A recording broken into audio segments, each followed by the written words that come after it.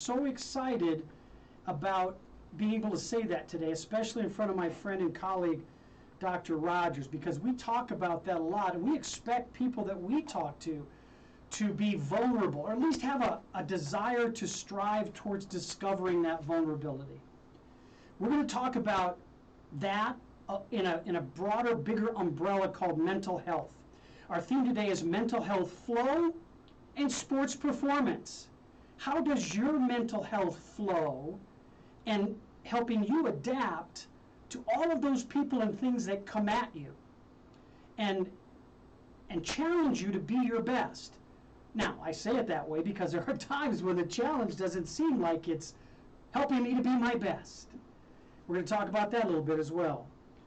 And making those connections with mental health issues that influence elite athletes is part of my metaphoric background. But we're going to talk about mental health issues that face non-athletes as well, and try to build a bridge between the two focuses on today's show. Because Dr. Rogers, she comes from that more traditional, I'm not trying to downplay it, but it's the more traditional mental health area. She's got some specialties, and that's where my bridge comes now to introduce her more formally. I am so pleased to introduce you to Dr. Leslie Rogers. She's our guest today. She is also the creator and host of Mental Health Talk, which I've had the benefit of being a participant in with her on her broadcasts on Clubhouse. She has other platforms that she broadcasts her show, Mental Health Talk. She is a person who has worked with first responders, military personnel, and has wonderful experiences and stories she can share with us about the FBI as it highlights her wonderful career. Now, I'm guessing if she has to tell us about the FBI stuff, she might have to kill us, but we'll risk it. We will risk it. Good morning, Dr. Leslie Rogers. Welcome to the show. Good morning. How are you? Thank you for inviting me as a guest. I am so pleased and honored. Well, I tell you what, it's not often you have opportunities to meet people that just kind of connect with you and click, and we have discovered that for certain on my side. I know you and I have talked about it briefly, but part of that connection is what I want to share with our audience today as well, because you and I have shared ideas about the bridging of psychological theory into different genres. You've got your genre that you've worked with over the years.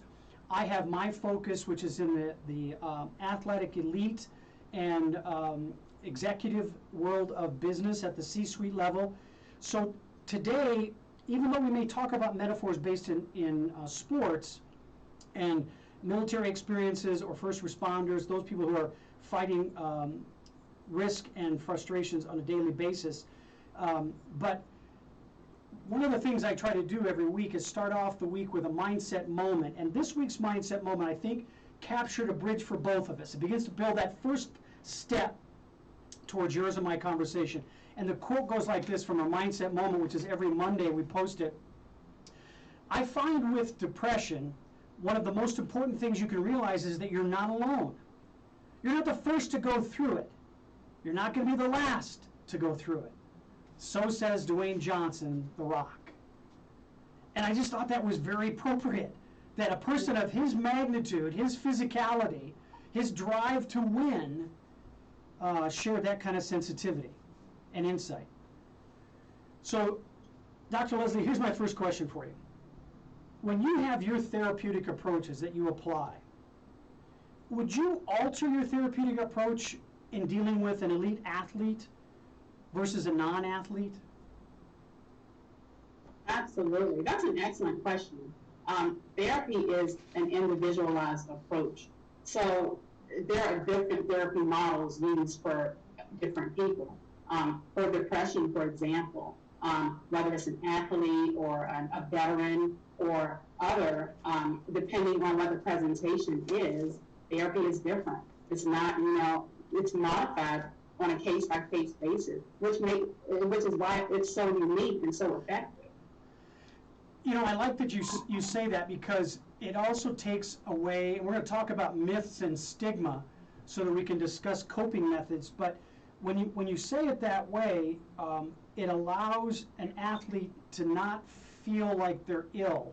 I've had coaches approach players and say, you know, you need to go see a therapist. You're just out of control. Well, I'm not sick. So they have a perception that to be suggested that they need therapy or guidance emotionally or mentally, that they're sick. So what you're saying is underlying, so that's a bit different. That's an underlying stigma or an underlying belief that, you know, going to see therapy, I'm weak. Or it's like embarrassment, shame, or guilt is what you're talking about right now. Exactly. And that's why I want to continue to build our bridge with each other about that you're in a group, you know, people have difficulties. There should not be any separation from it. It's going to be a unique approach to address what your needs are, regardless of where you come from or what you do for a living. So when you have that approach to everyone, what are some of the things that mystify or are stigmas about mental health that you've heard about? Absolutely, and this is another excellent question. I'm so glad you're bringing this up on this platform because myths do exist, and you know, I just had this discussion on my show last night. So there are several myths. Myths are beliefs that we have that aren't necessarily true, and they're important to know because guess what? They interfere with therapy. They can interfere with our mindset. They can interfere with our belief systems about others, right? And so when we talk about myths, one myth in particular is mental health is the same as mental illness. Mental health is the same as mental illness. And it's not the same. In fact, mental health actually involves being able to function and engage in day-to-day activities that often result in productive activities such as work, school, caregiving, healthy relationships, the ability to initiate and form relationships is under mental health, ability to adapt to change and cope to adversity. Hey, listen, we all go through stressors. You know, that's just a part of life. We go through stressors. But mental health involves being able to navigate through stressors, like being able to go to work on a day-to-day basis and do your job effectively, right? In sports, being able to play a game and have high performance, right? So that's mental health. As opposed to mental illnesses are diagnosable. They're treatable diagnoses. So it's different from mental health. With mental illnesses are causes significant changes in thinking, emotion, and behavior. Significant changes in thinking, emotions, and behaviors.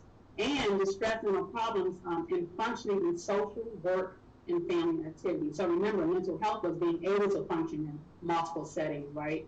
A mental illness interferes with that ability.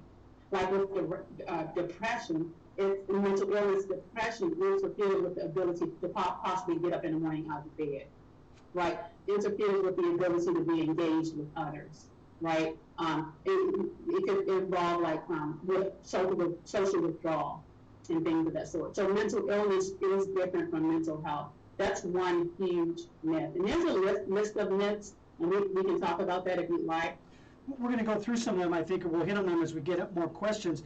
And extending to what you just said, one of the things that comes up is that, you know, athletes as competitors are asked to, you know, just get it done, you know, step up, you know, be stronger, you've got this, you know, all these different, what sound like motivational epithets, you know, that you're trying to encourage the participant, the player, the team. But many times what the coach sees isn't necessarily the foresight, the forward behavior of mental illness as much as it is a degree of lapse, the lack of coping.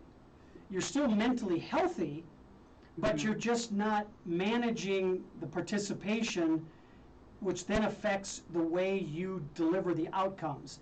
I try to equate it. I was watching the Olympics and track and field, and pole vaulting is one of the athletic events in pole vaulting.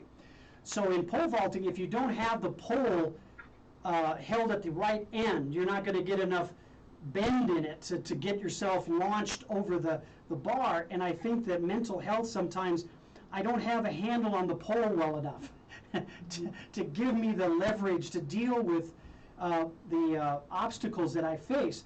But that doesn't mean I'm mentally ill. And too often at the elite level, any little piece of something or someone that alters your ability to deliver at the highest level, it's a failure. Stop. But that's Give it up. mindset, right?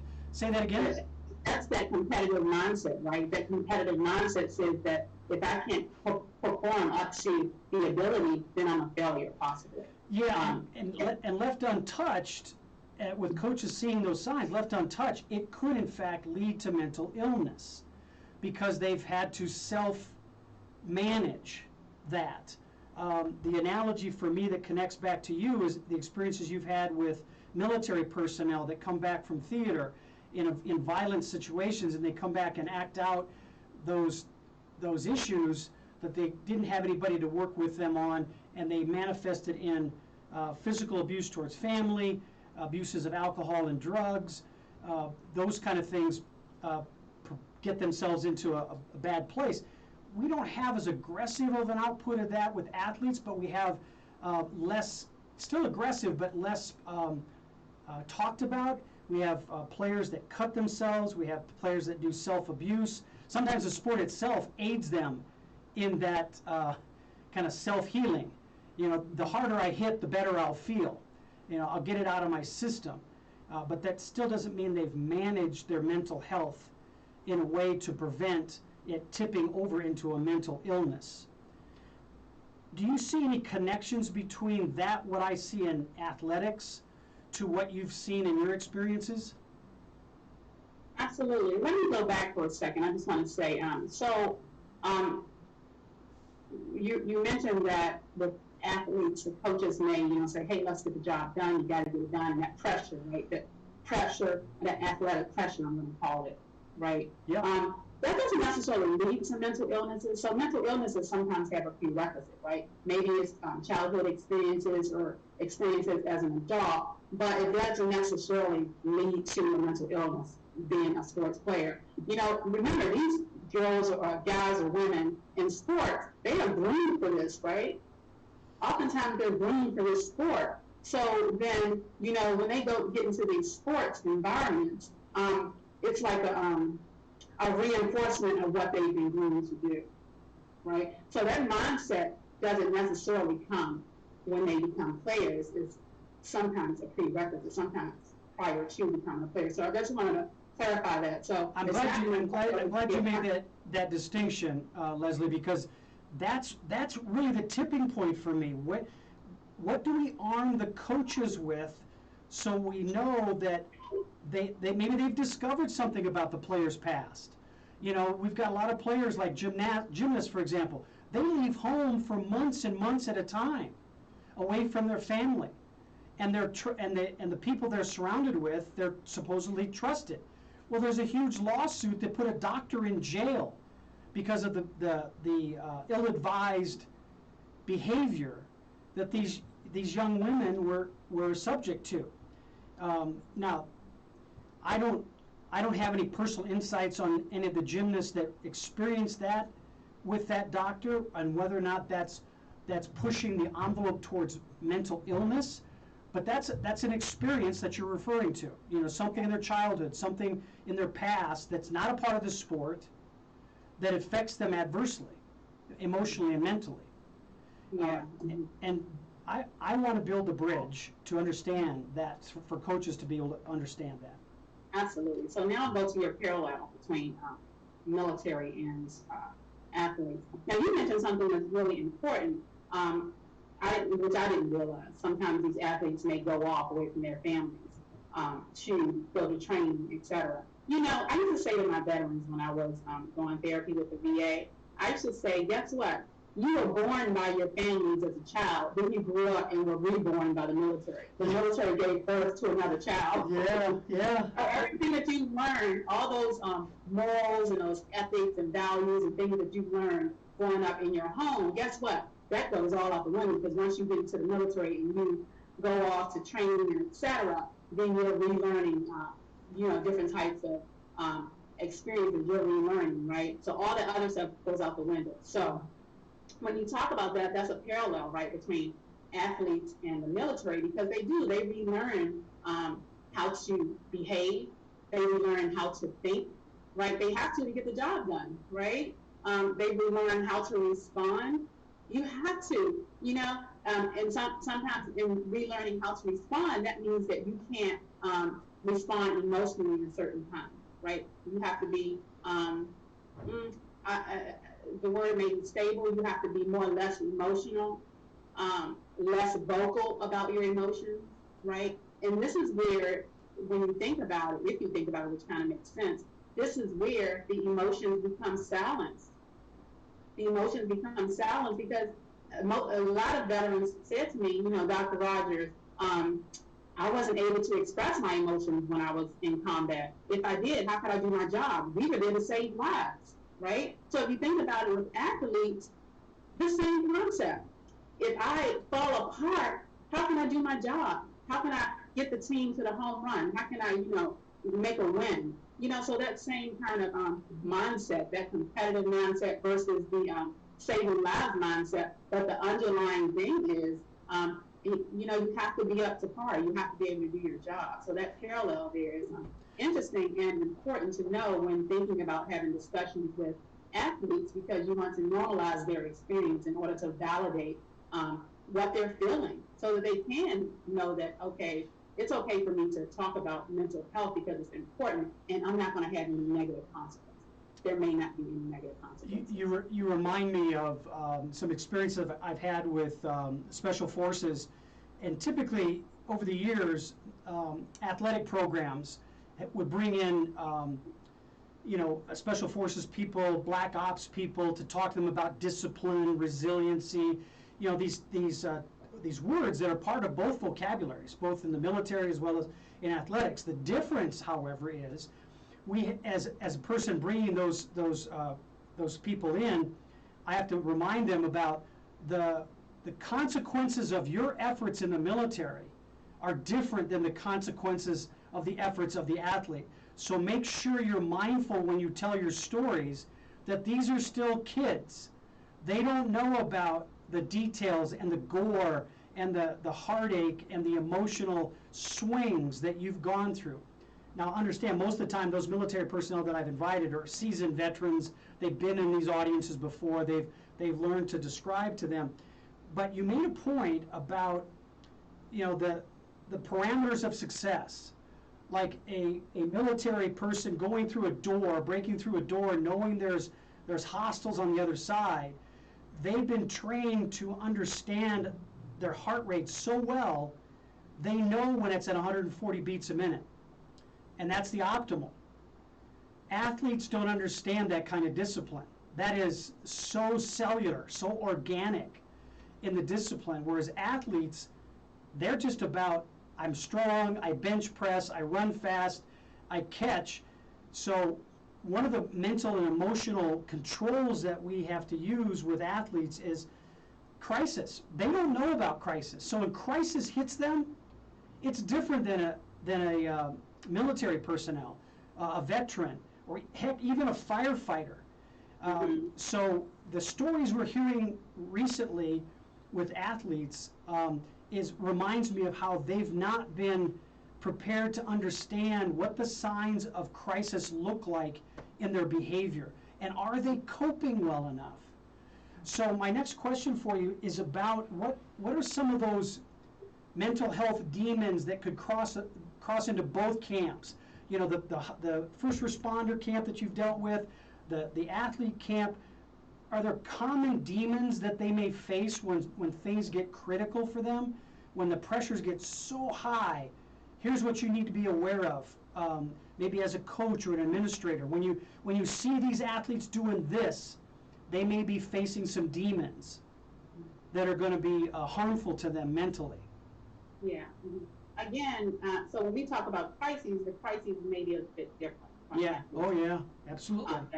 Veterans, when these crises, often result in PTSD because they're in war zone countries and not necessarily in combat, because you don't have to have combat, experience to have PTSD. But I would imagine athletes, that the failure can be quite traumatic, right?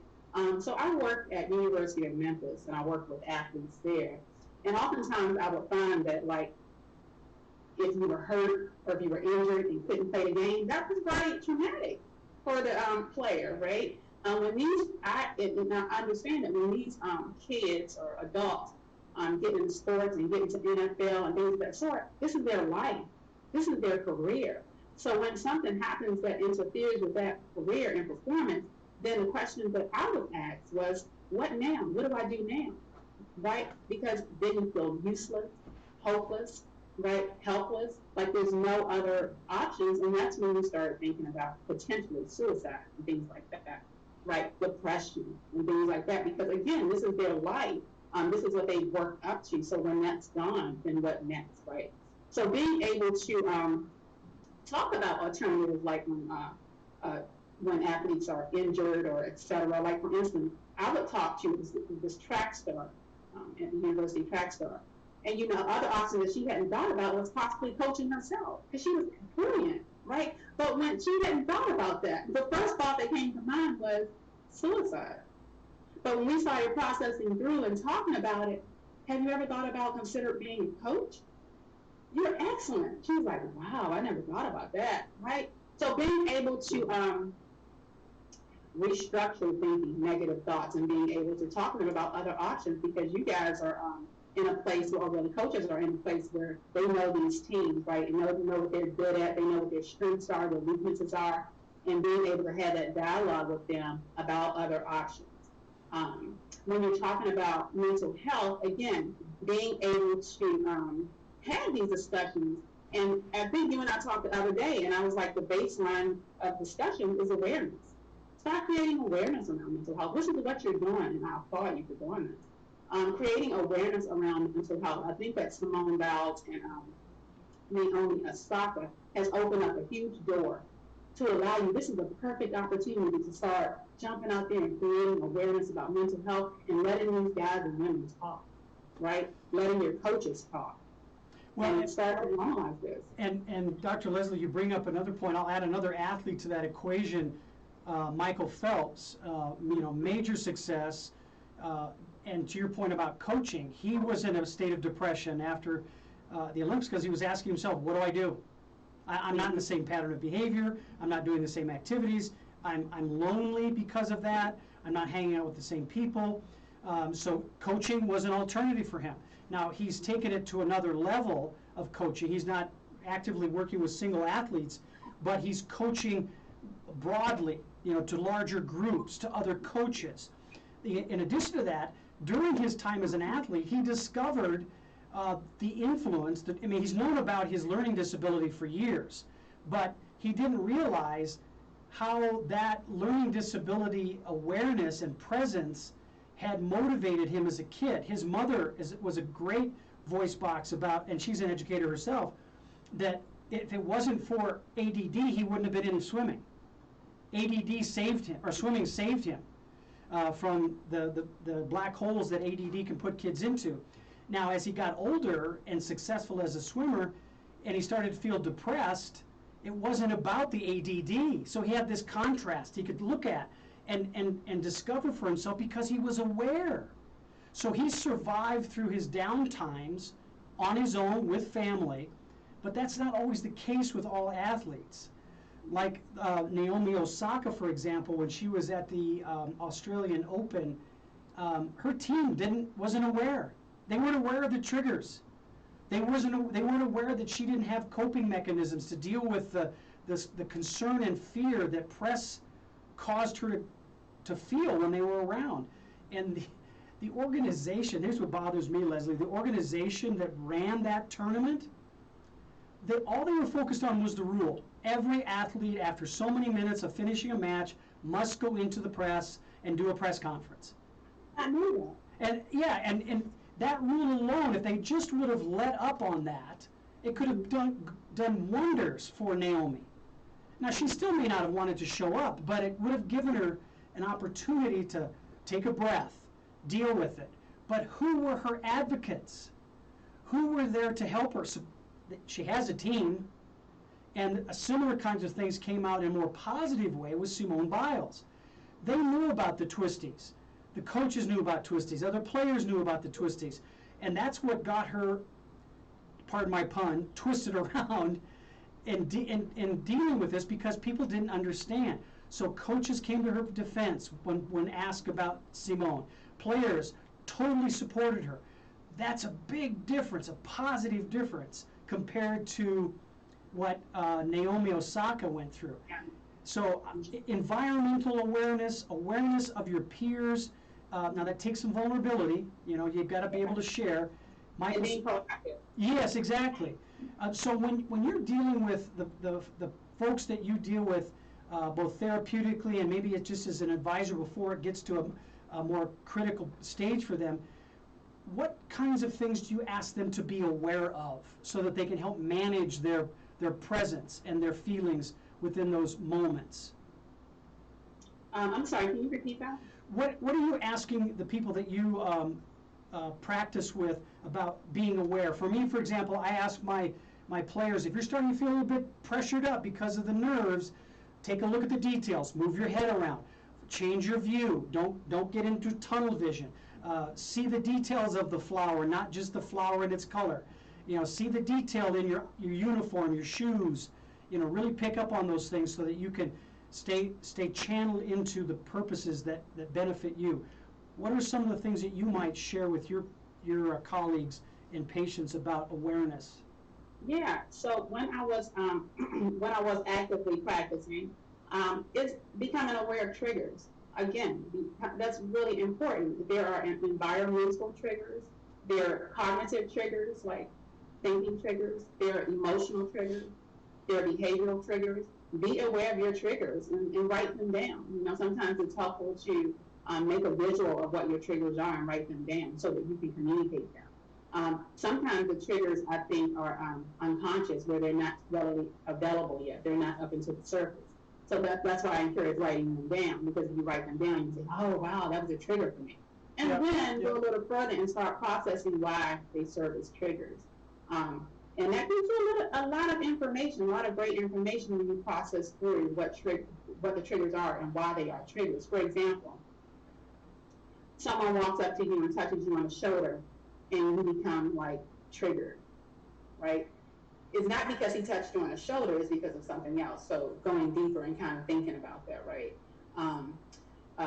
Sometimes sometimes it's an underlying level of respect, right?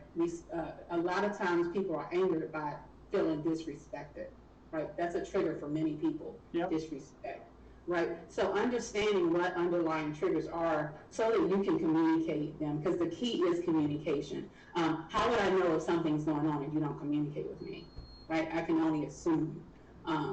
So when you ask the question about how can you intervene, or how do you know when to intervene? Yeah.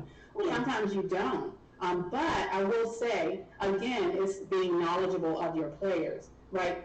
Coaches, I would imagine that before players come on the team, there's a background, right? You guys have your fouls, you guys know where they come from, you have biometrical data on them, right? So knowing your team and then knowing the behaviors once they come on the team, and knowing that if there's any deviation from those behaviors, any deviation from characteristics, right? Again, I told you before you and I were talking, I was like, if a player is usually upbeat and upgoing, laughy, happy, but then, you're starting to see a change in behaviors. He's sitting on the sidelines, he or she's sitting on the sidelines, not being engaged, then maybe that might be a light bulb moment to say, I wonder what's going on here. Having moments to regularly check in on your players and pull them aside. And I said this, and I'm going to say this and I'm going to end. One thing that I would really encourage is having like maybe a mental health day or workshops or something like that, or even have a psychologist or a clinician on staff to have regular meeting days. That way nobody's singled out, because everybody has to go see. Say like if I was a psychologist, right? Everybody has to come see me, so no one's singled out. Because remember, a lot of folks, especially athletes and military, etc., do not seek therapy because of those myths. If I go seek therapy by myself, then I'm singled out, and then what does that say about me? I'm weak. But guess what? If the whole team has to go, nobody's singled out. Yeah. So that solves that issue, right? That concern. Leslie, where do you put a safe space, what I call a safe space? Do you actually want to identify a physical space in addition to the mental health day, to kind of have that review and reconnect kind of thing, Yeah. do you see a benefit in having a kind of a safe space where athletes and people can go? Yeah, so here's the thing, this is what I would compare, is to have a team huddle, to say, to introduce it, right? Hey, listen, this is what we're thinking about doing. Have an interactive discussion. Gather their thoughts as well. This is what we're thinking about doing, about having a mental health day where all of you guys will be involved. No one will be singled out. I want to get your thoughts on it. What are your thoughts on it? And again, the idea is no one is singled out. Everybody has to come see whoever that person is identified to be, right? Maybe it's once a month, quarterly, etc. Yeah. On a schedule. That way it gives these persons, these athletes, a way to kind of process through. So listen, you guys are like support systems, right? The coaches and everyone around that team are like support systems. And it's often sometimes difficult to talk to support systems because they're closeness, because of that close bond and because of that relationship, right? That rapport and that relationship. So if you have someone that's outside of that relationship, that's non-biased, that's non-judgmental, right? And sometimes we're judgmental, Dr. Whiteman, not intentional, but like, for instance, if I go to my best friends and they come to me, sometimes I'm a bit judgmental. Yes, I'm a psychologist, but they're my friends, right? My family. So you guys are like family, so it's a bit challenging sometimes to go to you guys and say, oh, Coach Whiteman, I'm feeling a bit suicidal. Because are you going to pick me off the team? What's going to happen? Yeah. Right? And I say that because even like when I talk about the FBI, we have clearances and weapons and things of that sort. You got to be mindful of there are potential consequences if I disclose what I'm feeling, because then what's the risk? It becomes a risk, and safety comes first, right? So that's why when you have this person, this non-biased, neutral person in place, such as a psychologist or a clinician, these folks have an outlet, right? And it's confidential. It's confidential. Yeah, you make some really good statements about that privacy, that confidentiality. But even before we get to that extreme, it's having the athletes own it individually without being singled out. They own it as a team. It's part of our process. And in many cases, because they're competitive minded, they want to connect it to the winning process. If we are better mentally, we're going to be better at executing our plays, our strength and conditioning programs. Everything will benefit because we're doing it together. I really like what you said about that. We're going to come back to that in just a minute. Leslie, I'm going to take a moment to ask you a question about how do people get in touch with you? What's the best way to reach out to you? Absolutely. Thank you for asking me that question.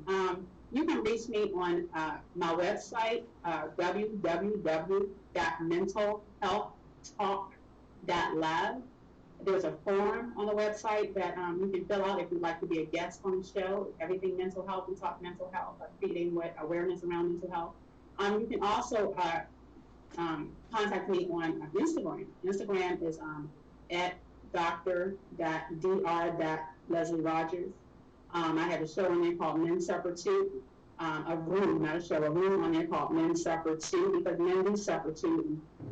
They are really, I think that we need to pay special attention to the male population, because as we've talked about, that shame, guilt, and embarrassment of reporting, we need to pay special attention to them and let them know that it's okay to have a voice. It's okay to, talk about your experiences around mental health. And I would really, really normalize that and validate it around the male population.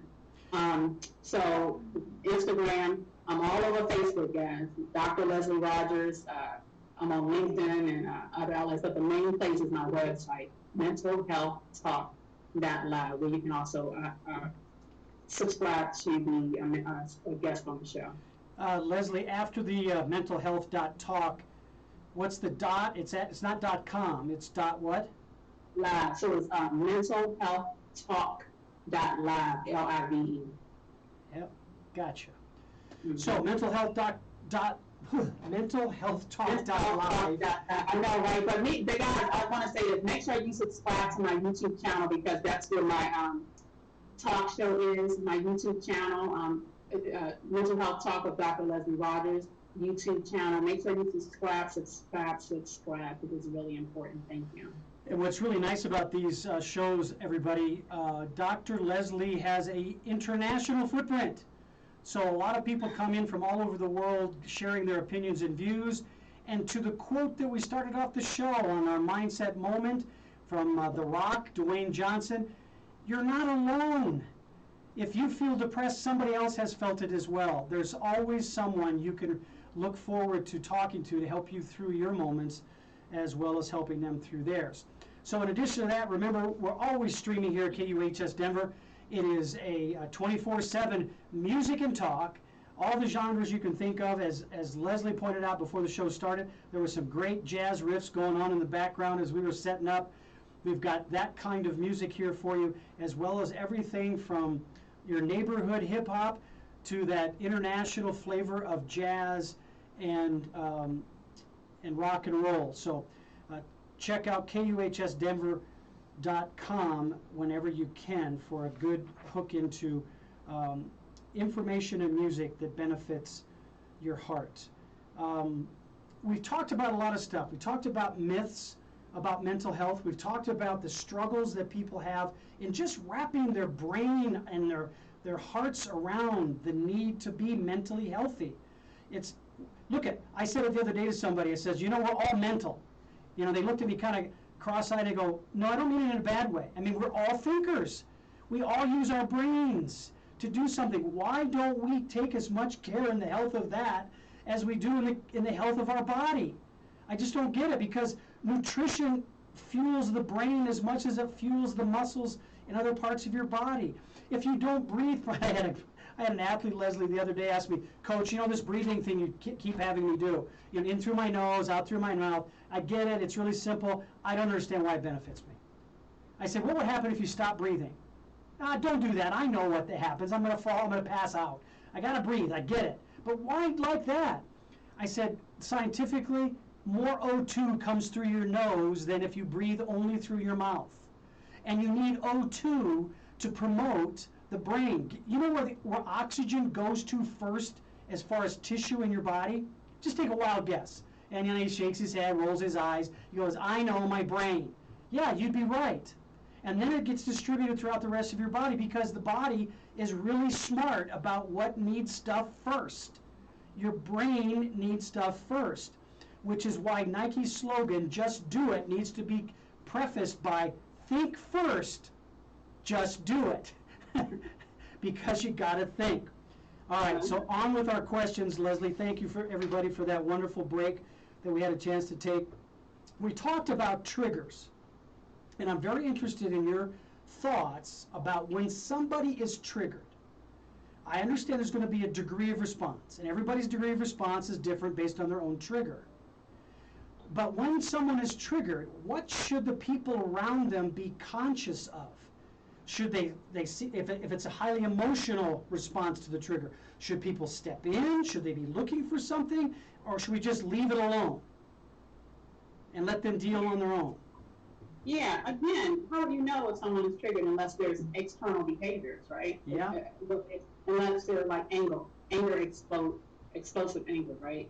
I would imagine that in sports, especially in contact sports, there's a lot of anger, right? Yeah. I would imagine, yeah. So, the anger, giving them an opportunity to kind of step back and regress, allow redirection.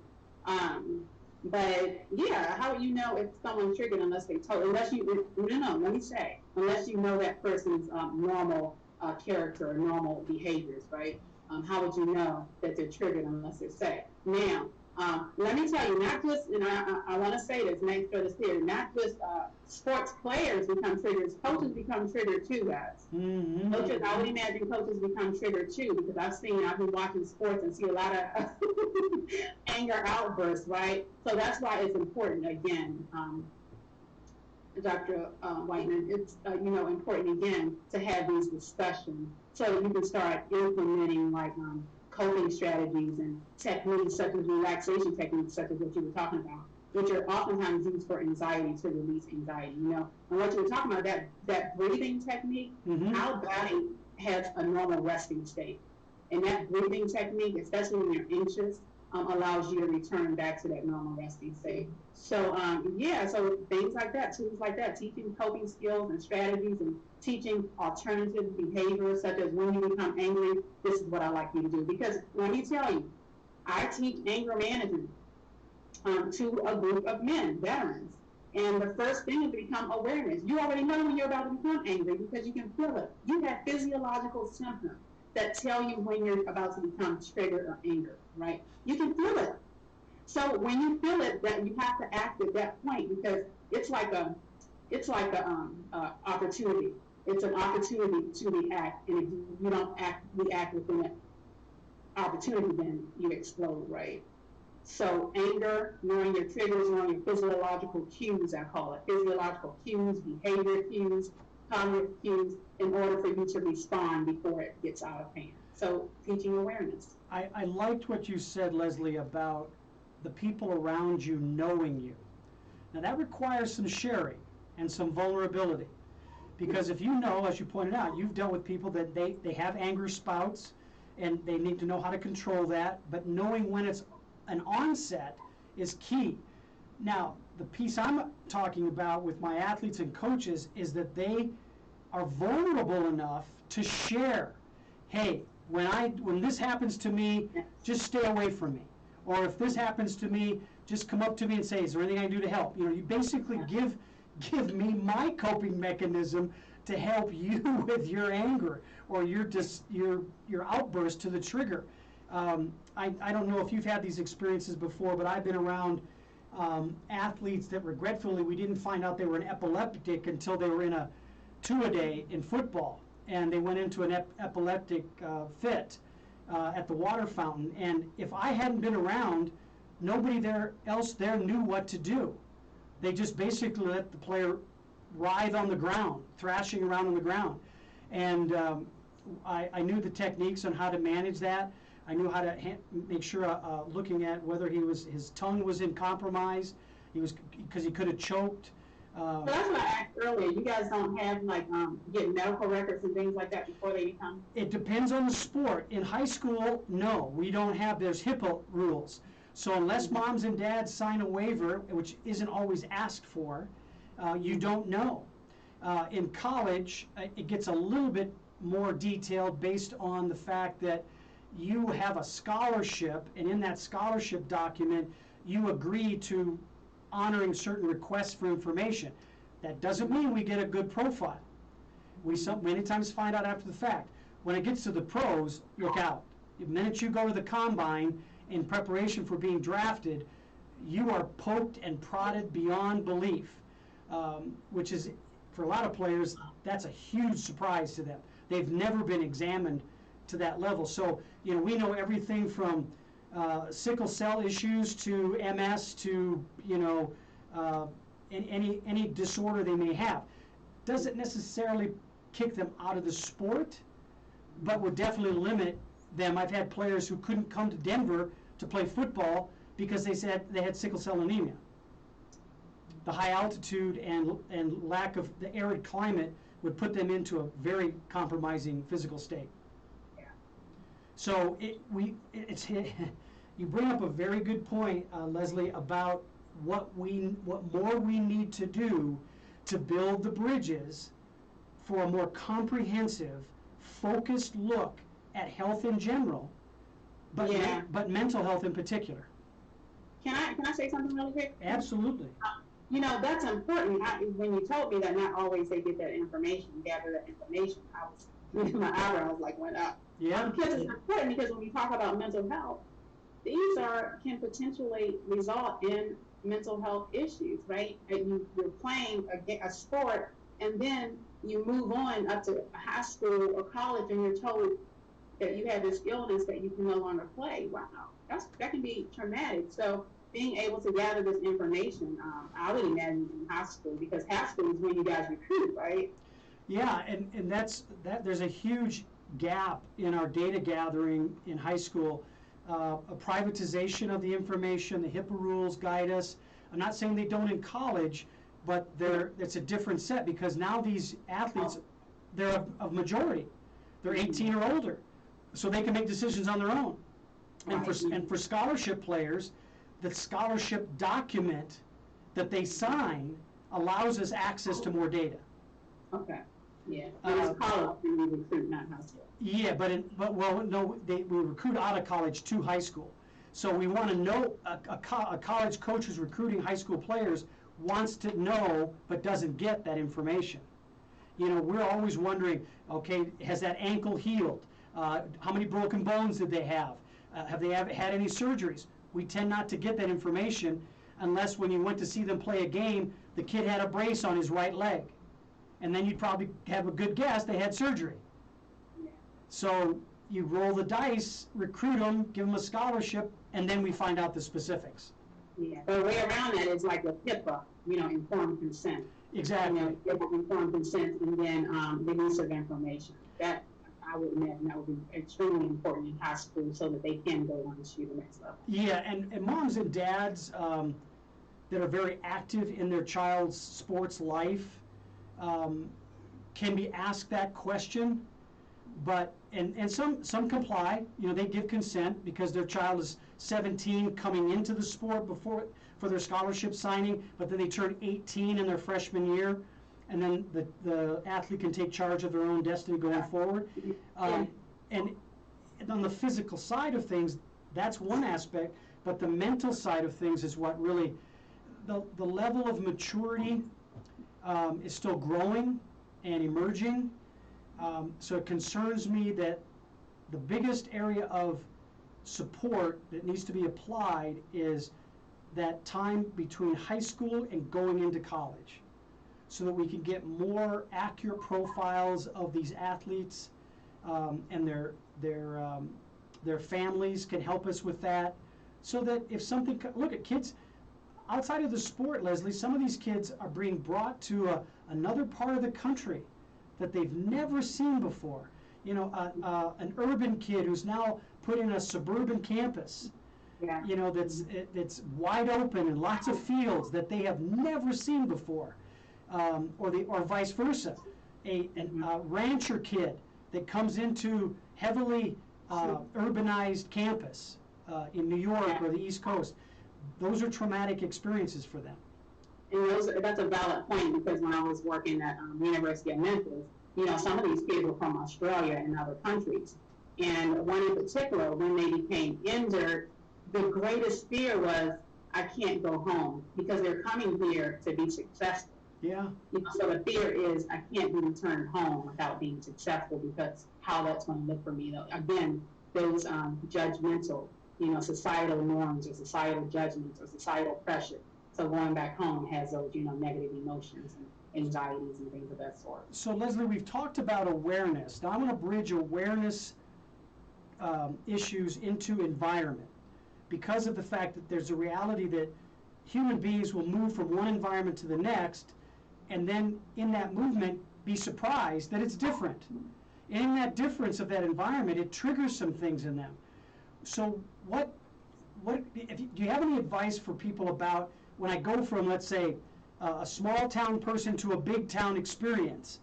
Is there any preparatory things, any sense of awareness they can do to get ready for that nuance, that change? And once they're in it and they're facing some triggered moments, what are some coping mechanisms you can offer for them? When you say triggers, so correct me if I'm not understanding. Yeah. So like if a kid is taken from out of inner city high school and makes it into the big leagues and then becomes like a successful person, right? It's a shift. It becomes a great shift in mindset, right? Needed a shift in mindset. And that maturity we talked about earlier, that maturity level, sometimes these kids are taken from their environment and put into another environment, such as these sports places, and they don't have time to kind of readjust. It's like the maturity, they're immature sometimes, not able to readjust, and then they're given all this money, right? They're given all this money and they're given all this responsibility. It sometimes, I would imagine, be a lot of pressure, a lot of responsibility, right? They have to grow up really, really fast, right? So I think that, my coping would be, again, intervention between coaches and the athletes as well. Intervention, pre-intervention, being proactive again. Being proactive meaning not being reactive, being proactive meaning you have something in place and you take these kids or young men out of environments and you're having them into sports areas, environments, have something there to greet them. Have a psychologist there to meet with them on a regular basis to kind of help with that adjustment, that transition. Have people in place. Let me give you a specific. A lot of kids that come from a inner city background to a more wide open campus. One of the triggers is it's too quiet. There's not enough noises that I remember from my home. Traffic sounds, people moving around, the people at my own home. So they don't sleep. It's too quiet. And they're having trouble just getting to sleep because the rhythms are different. Yeah, I don't think, with that example that you're giving, I think that it just takes, it's a transition. So I just think it takes normal time to adjust. Like, it's an adjustment. And that's what it sounds like you're talking about. Like, you come from, like, for instance, perfect example. At the FBI, I was working shift work. Mm-hmm. I was working 10 p.m. to 6 a.m. every night. Every night, 10 p.m. to 6 a.m. During the daytime, I would sleep all day, right? When I started working at the VA, my hours were 7 a.m. to, right, 7 a.m. So it was an adjustment. It was something I had to get used to, right? It was in a new environment. I wasn't used to the environment. It was in a hospital setting. Everything had changed from law enforcement to now being a doctor. It was a shift in what I was used to, right? So I think that it's about getting used to becoming acclimated to the new environment that you're in, becoming acclimated. So when you say triggers, I'm not sure how. Here's why it's a trigger, because there is no training for the athlete on how to acclimate. They've never been given the insight, either from their growing up, how they grew up, because that environment was always what they had. They never had anything else. Now they come here, and there's this whole new environment. Well, nobody told them about it. Nobody said it was going to be quieter. I think, where I'm getting confused, I don't think it's a trigger. I don't think it's the right word. That's the only word I've ever been able to kind of fit to it, because it's almost like we want to kind of help them to adjust by putting something in place to kind of help them adjust and help them adjust well, like help them with sleeping, help them with, because if they come and you say that it's too quiet, really when you put noise in. Well, and that's what we actually have done. We gave them headphones. Headphones, which is a good, so it sounds like you're putting things in place to help, and does it help?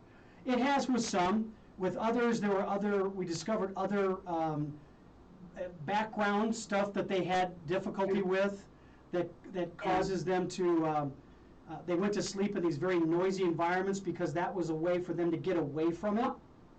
And now they didn't have the threats in the quiet environment. Quiet meant there were not the same threats. So it's always interested me, the mental conditioning that we need to do with our athletes because of where they come from, the environment they came from and where we're putting them, and that we as coaches need to be aware of those differences so that we can create strategies on emotionally balancing that. Yeah, I get it. I understand. I just don't think, from a mental health perspective, I don't think triggers is the right term. I know what you mean, but I think what you're saying is having, because it's an adjustment. They're adjusting from being, it's almost like culturalization and reculturalization, right? Yes. Military veteran goes away to a war zone area, he has to be culturalized there, and then he has to come back to the U.S., and he has to be reculturalized, right? It's the same thing as, taking these kids wherever they're coming from their homes, whether it's low SES, high SES, middle class, etc. There's an adjustment. I would imagine there's an adjustment that they have to get used to, because they have to get used to being away from their families. They have to get used to being in unfamiliar places. They have to get used to living in dorm rooms or wherever they're living at. That's not their home and not their bed. It might be noisy at their home. It's not noisy where you all are. So But putting things in place, being proactive, like you said, giving headphones, and again, talking to them about what can we do to help you adjust and assimilate more easily. What can we do? Yeah. And having a discussion. I have, I'll equate the head coach to the commander in the military. They're less likely to be patient for the adjustments to be put in place to get the performance. Imagine. Yeah. Imagine. So Yeah. I've been faced. Go ahead. I just want to really quickly say what triggers is, because we've been using that word a lot. So triggers, when you talk about mental health, triggers can promote mental experiences of mental illness, such as like a trigger might be, for a veteran, a trigger might be hearing loud noises because he comes from a war zone area. So when I was working at the VA, they were doing a lot of construction because they were building different buildings and things of that sort. And some of the veterans were triggered because when they would come there for therapy, it would they would have flashbacks, because it would put them in a position where they felt like they were still in war, because those loud boom, boom, boom, boom, boom, you know, those things that go into the ground. You know what I'm talking about? The drills. When they would hear that noise, they would get triggered because it would remind them of their experiences in combat. Yeah. So triggers, like emotional triggers, like for instance, COVID, on this COVID pandemic on TV, all we see is death, death, death, right?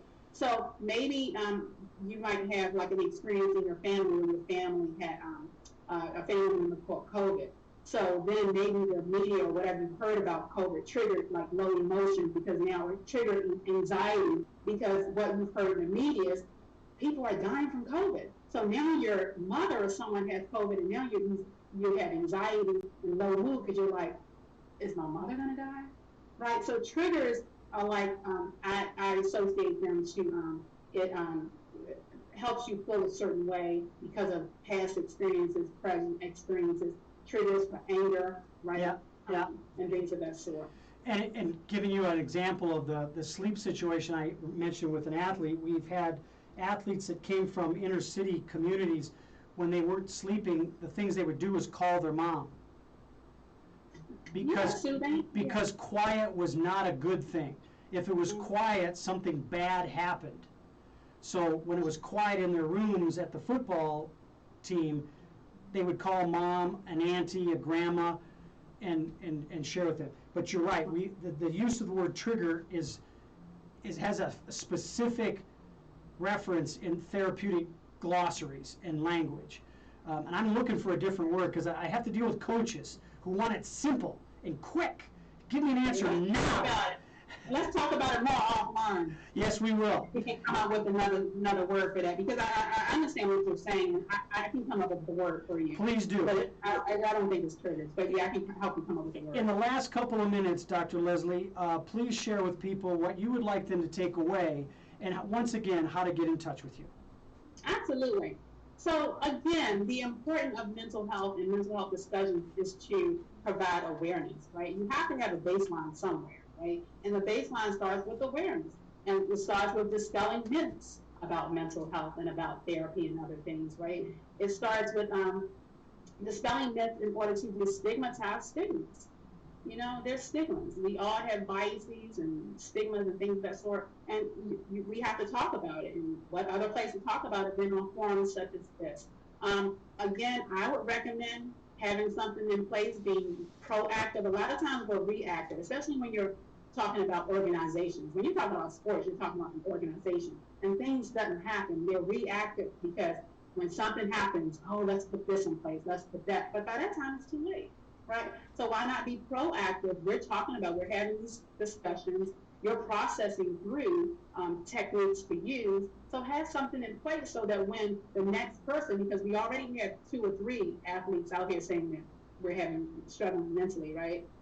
Have something in place so that when they struggle, because they're people. When they take their athletic hats off, guys, they're people. When I take my Dr. Leslie Rogers hat off, that's when I'm Leslie. And I go through life stressors. We all do, right? Without having those negative consequences. So mental health awareness days would be important. Workshops would be important. Crisis intervention teams or a person that deals with crisis intervention would be important, because the advantages of it is it potentially saves lives. You know, people think of suicide. It potentially saves lives, enhances performance, and normalizes discussions. Again, my name is Dr. Leslie Rogers. I can be reached via my website, www.mentalhealthtalk.live. I'll think about my email address. mentalhealthtalk.live, guys. Thank you. Dr. Leslie, it's always a pleasure. I'm looking forward to our next interaction talking about mental health and how we can move that forward in a positive way, because guess what? We're all mental.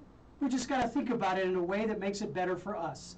I enjoyed the time we spent today talking about how to build the bridges between sports mental health issues and those issues that all of us deal with. We're all the same. If you feel alone, you're not. Others have felt the same feelings that you have felt. It's just a matter of finding those people and sharing your thoughts. Hey, KUHS Denver every Friday, 11 a.m., right here with 360 Performance. I'm Dr. Lowell Whiteman saying have a great day and enjoy the weekend. Take care.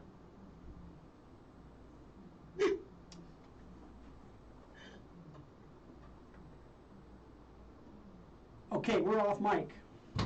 Now, was that just the mic, or was that just audio, or was it video too? It was well, both, but when we're now, they see you and they see me still, because Henry hasn't turned off the cameras yet, but they don't hear us. That was awesome. I'm glad to hear that. I'm glad to hear that.